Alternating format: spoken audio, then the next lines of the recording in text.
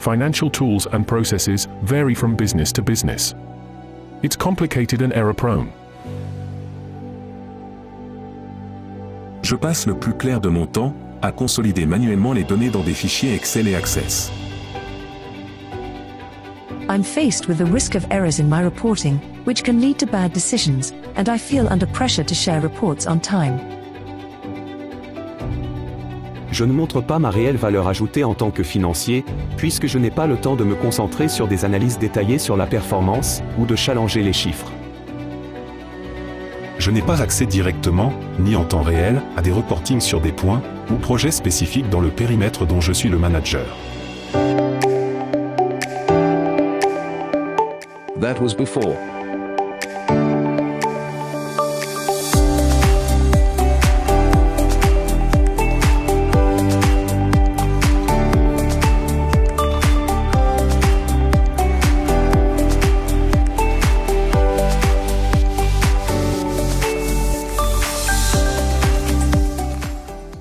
L'Enterprise Performance Management, ou EPM, est une approche de gestion d'entreprise qui vise à améliorer les performances et les résultats d'une organisation.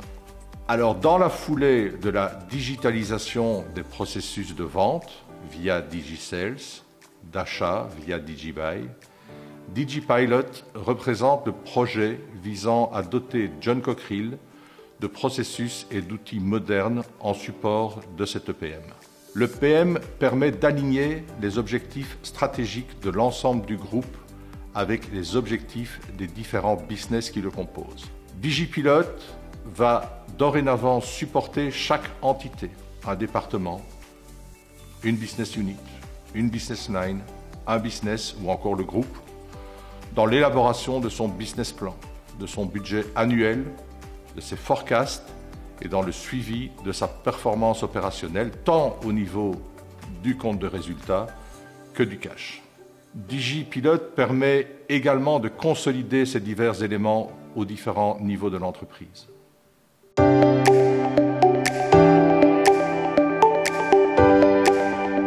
La solution DigiPilot repose sur un Data Warehouse SAP BW4HANA incluant un moteur BPC.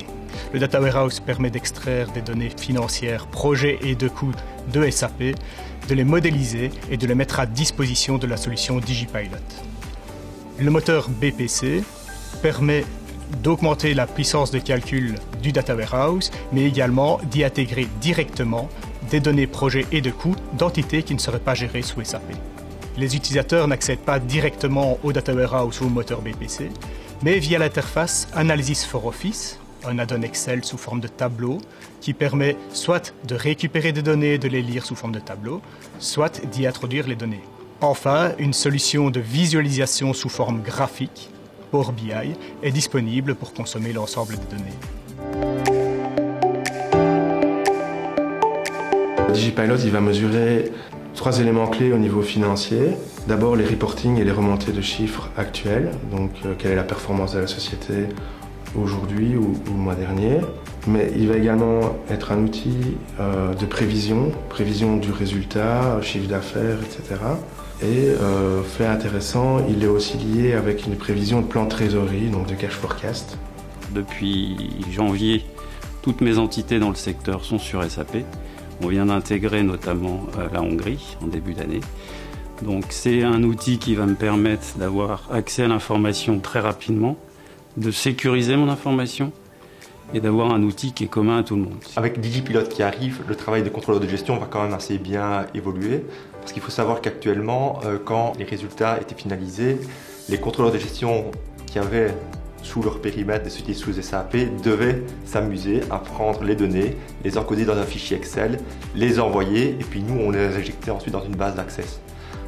Avec DigiPilot, ce genre de travail sans valeur ajoutée va disparaître puisque toutes les données vont remonter automatiquement de SAP. Vu l'automatisation des processus et le lien direct avec SAP, DigiPilot va permettre une fiabilité accrue des données. On va gagner du temps sur les financiers et ce temps va être gagné pour l'analyse des chiffres. Pour le management, cet outil sera un réel support, une aide précieuse à la prise de décision. DigiPilot va aider non seulement les utilisateurs, les premiers utilisateurs qu'en sont les financiers, Mais ce n'est pas que ça, c'est également aussi un outil de pilotage et de stratégie pour les business managers, les business line managers, les BU managers et l'ensemble de la communauté de managers qui voudra suivre pratiquement en direct, on va dire, à l'instant T, les données financières des unités ou des business units dont ils ont la responsabilité. Ça va être un outil qui est beaucoup plus intuitif. C'est-à-dire que si directement François Michel veut voir les résultats de telle organisation à tel moment, il pourra les consulter lui-même avec ses propres autorisations et ses propres dashboards s'il le souhaite. C'est assez dynamique, assez convivial, c'est assez facile d'utilisation. Ça va nous permettre, nous, aujourd'hui, au niveau des secteurs ou au niveau des business units, d'avoir leur propre, ce qu'on appelle KPI. Donc de pouvoir suivre certains indicateurs qui ne sont pas forcément suivis. Aujourd'hui, on est plutôt piloté par les indicateurs du groupe, qui sont de l'ordre de 5, je ne vais pas les nommer. Et du coup, d'avoir cet outil et de pouvoir en faire des tableaux de bord, chacun pourra en faire l'utilisation qu'il en veut, de suivre des points en particulier, que ce soit en prise de commande, que ce soit en résultat, que ce soit en écoulement de carnet.